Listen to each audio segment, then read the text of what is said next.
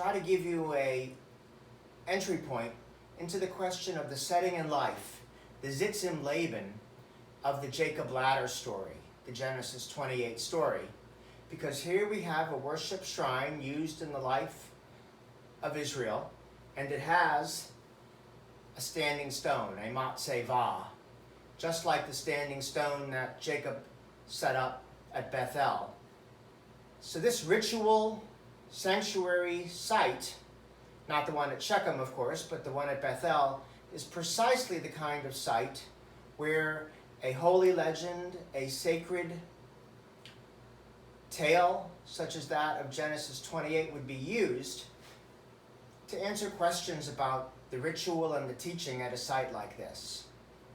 And we know that the Jacob story was used in this way because there's another scriptural passage dating 100 years or more later from the time the Jacob story was written in the book of Hosea, chapter 12, where the prophet Hosea reminds the people about Jacob and how Jacob discovered God at Bethel, at a site like this, and that God spoke there. Now it's interesting, the Hebrew text in Hosea 12 doesn't just say that God spoke to him.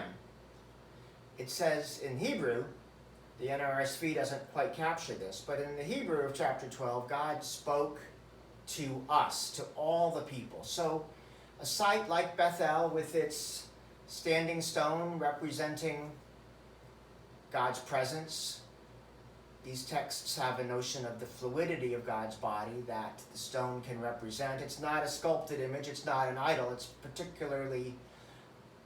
material, but it's not iconographic in the sense that it's in any way sculpted or graven.